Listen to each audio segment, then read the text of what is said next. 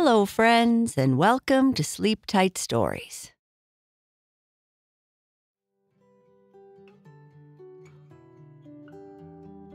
In this story, Bernice is helping her papa make dinner, and she is telling him all about her day and the things that happened. When it is time for bed, Papa tells her a story about Boo Boo and a new friend that she has made named Bluebell.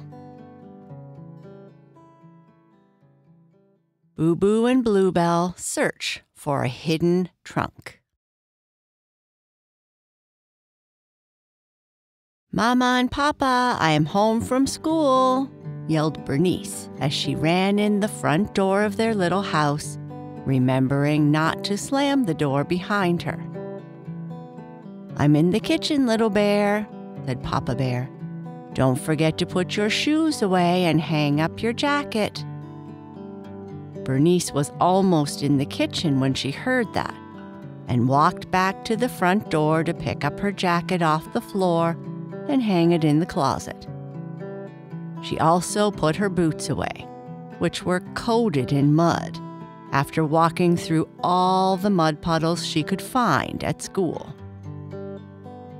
"I put my stuff away, Papa," Bernice said as she walked into the kitchen. "Good job, little bear. You are growing up and getting more responsible every day." "I am. And don't forget, I'm going to be bigger and stronger than you someday." "I am sure you will be, little bear." "Where's Mama?" asked Bernice as she poured herself a glass of milk. "Mama has a meeting tonight, so you are stuck with me for dinner." I guess that's okay, Papa. What's for dinner?" "How about Hawaiian pizza with a garden salad?" "The pizza sounds good." "How about you help me cut some vegetables for the salad?" "Okay, Papa, though I think I would rather cut the pizza. That way I could make my slice super-sized." "I'm sure you would, little bear."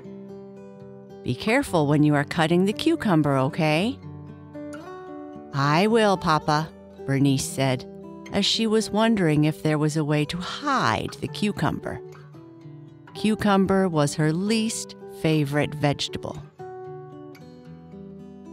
"So, how was your day, little bear?"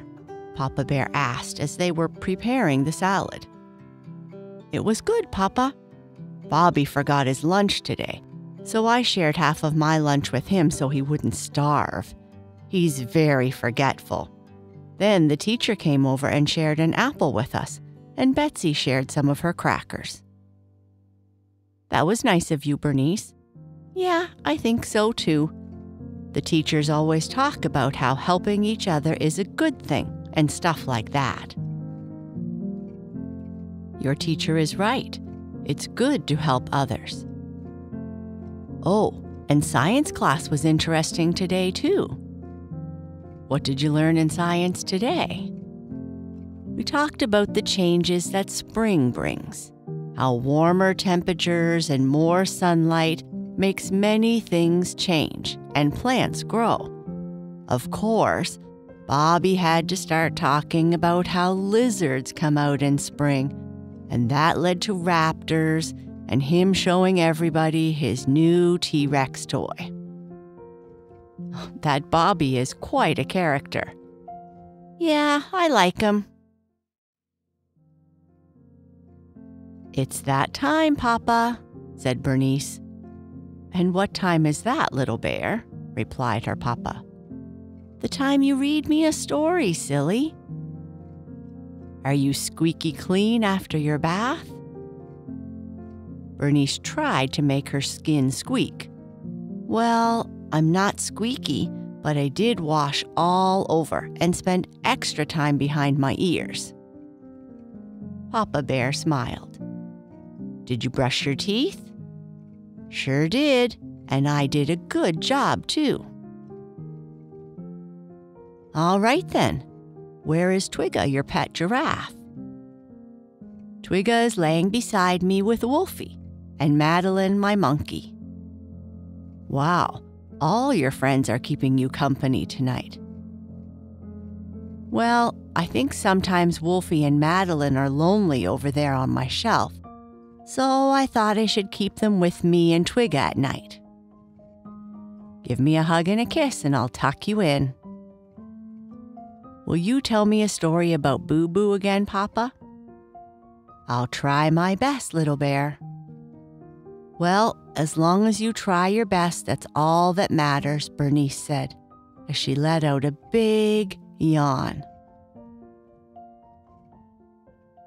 Now close your eyes, little bear, as I tell you a story about Boo Boo and Bluebell and their search for a hidden trunk.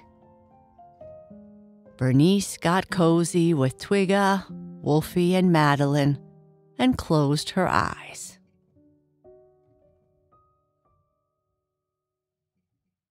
Boo Boo and Bluebell. Once upon a time, in a world full of magic and fun, there lived a brave little bear named Boo Boo. She lived in a large castle at the edge of a mystical forest. And in this forest, there were unicorns, fairies, gnomes, and all manner of insects, birds, and animals. It was a wonderful place. Boo Boo's best friend was a young dragon called Kai Kai, and they liked to play as much as they could. But today, Kai Kai was visiting family far away on the other side of the kingdom, so he couldn't join Boo Boo in what she was sure was going to be an adventure. Luckily, Boo Boo had a new friend that Kai Kai introduced her to, named Bluebell. Bluebell was a beautiful young unicorn that had asked Kai Kai to help her find another unicorn who was lost. "Hi, Boo Boo," said Bluebell as they met each other in the courtyard outside the castle. "What are we up to today?" "Well, I was browsing through all the books that my father has in his library when it was raining last week, and I think I found something really interesting." "What did you find?"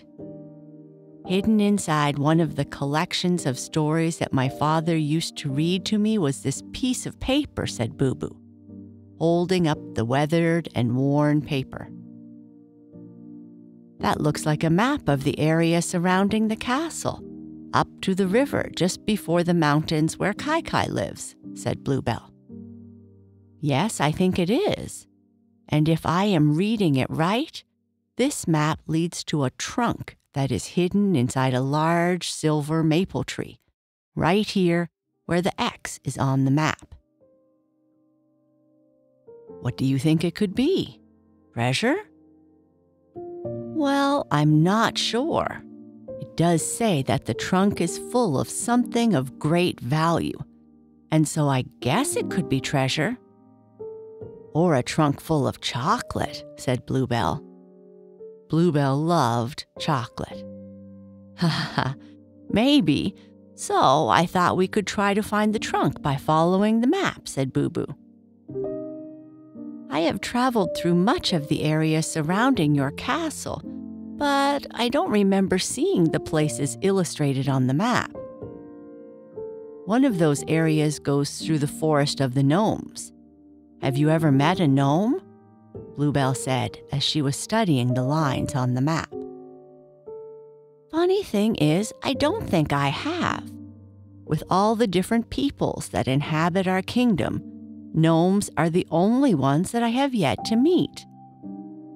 "Well, they spend most of their time in the deepest parts of the wood, so that might make sense. I hope we get to say hello. They are so interesting, smart, and often have so many stories," said Bluebell. "So, should we get started?" "Yes. If we follow the lines on the map, we need to first walk through the meadow surrounding the castle. and head to that row of trees in the distance, where we should see a path lined with flowers. Bluebell and Boo Boo ran across the meadow towards the area where they thought the path might be. Well, Boo Boo ran. Bluebell, being a unicorn, just walked briskly. "Do you want to take a short break?" Bluebell asked, as it seemed that Boo Boo might be out of breath.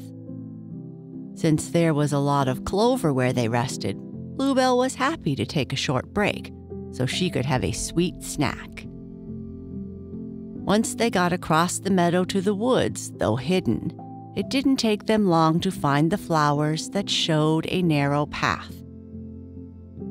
"Why haven't I seen this path before?" thought Boo Boo. "I guess there are a lot of places and things I haven't experienced yet in the kingdom." "The path is pretty narrow. Do you want to go first?" asked Bluebell. "Sure, I'll go."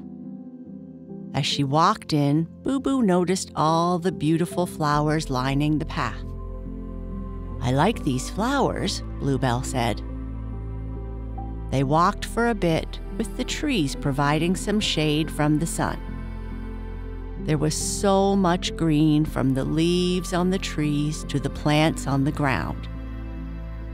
Though the path was well established, with so much beautiful growth surrounding it, it would be hard to follow without the flowers guiding the way. When they came to a clearing, they stopped to take a rest. "This certainly is a beautiful path through this part of the forest," said Bluebell. "And the interesting thing is, I think these flowers only bloom for a brief time every year. So, if we tried to follow this map later in the summer, we might get lost." "Next, we need to follow and cross a small creek," said Boo Boo. "Yes, and I think that will take us through or close to where the gnomes live. My family has visited with them before, but we approached from over on this side," Bluebell said, pointing to an area on the map with her horn. After a short rest, they continued along a different path. This one seemed to be used more frequently and easier to follow. "Be careful crossing here, Bluebell," Boo Boo said as she walked across a small bridge that went over the creek. "Thank you, but I think I can just jump over," Bluebell said as she jumped over the creek with ease. "I guess there are many advantages to being a unicorn," Boo Boo laughed. Walking along the path, they noticed butterflies, birds, all manner of small animals, and insects. The forest was full of life and not at all quiet, as the animals seemed to be announcing their arrival. After they went a ways, they saw in the distance a large tree, with 2 windows and a door, and with what looked like lights shining on the inside. "This looks like a gnome's house," said Bluebell.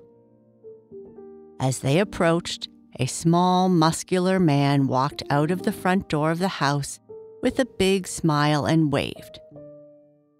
"Hello there, travelers. My name is Bixie. What brings you to this part of the wood via this old path?" "Hi, Bixie. My name is Boo Boo, and this is Bluebell. We are spending the day following this map I found to see if we can find a hidden trunk," said Boo Boo, amazed that she finally got to meet a gnome. "Hidden trunk? That sounds like a fine way to spend a day. Why don't you let me look at your map and I'll see if I can help you." Looking at the map, Bixie said, "Why, I know this place very well. In fact, all gnomes know of this place, as we often visit there when we are young. With a shortcut not shown on the map, it's only a 10-minute walk over yonder." "Do you know if there is treasure in the trunk?" asked Boo Boo. "Or chocolate?" asked Bluebell. "Oh, I don't want to spoil the surprise for you. Why don't you follow me and I'll take you there so you can see for yourself." And so Boo Boo and Bluebell followed Bixie into the forest towards the trunk. "Watch the branches, young unicorn. This path isn't maintained quite as well. There aren't any young gnomes in this part of the forest anymore, just old fogies like me." "For someone who says they are old, you certainly can walk fast," said Boo Boo, almost out of breath. "Well, I do get my exercise living in the forest like I do." After walking for no more than 10 minutes through thick brush, ferns, and trees, they came upon a large clearing, lit from the sky above, that had what looked like a number of branches surrounding a large tree with a hole at its base. As Boo Boo and Bluebell got closer, they could see the trunk inside, almost glowing in contrast to the darkness of the tree. Unlike the other parts of the forest, this clearing was quiet, but for the sounds of the wind and the creaking of the trees. "Do you think we could look inside?" asked Bluebell. "Please do. It is certainly full of treasure," replied Bixie. Boo Boo's eyes were wide as she and Bluebell walked toward the tree. "Do you want to open it?" asked Boo Boo. "No, you open it," replied Bluebell. "Let's open it together," Boo Boo said, as they stepped closer. And so they opened the trunk, its contents shining by some magic to reveal inside a great pile of books. "Books," Boo Boo and Bluebell said. "Yes, books contain the greatest treasure of all, stories and knowledge. This clearing is where all the gnome children of a certain age come to for story time or to learn something of our history. We used to have human children visit us during this time of year, and I think that map was how their teacher found this magical place." "So, no chocolate?" Bluebell said, her stomach making noises. "Ha ha ha ha. Why don't you both join me for lunch? I might even have some chocolate, and I'll tell you an old story that we often tell visitors," said Bixie, laughing so hard his belly shook. "Can you tell me more about the gnomes next time, Papa?" whispered Bernice. "Bernice, you are supposed to be asleep." "I know, Papa, but I like using my imagination and thinking that it's me following a map that takes me through a green forest with flowers, birds, and butterflies." "Okay, next time I will make up a story about the gnomes in the forest. Now close your eyes. Think of yourself safe under your blankets, looking up at the forest and the stars in the sky." "I will. Love you, Papa." "Love you, Boo Boo." And that's the end of our story. Good night. Sleep tight.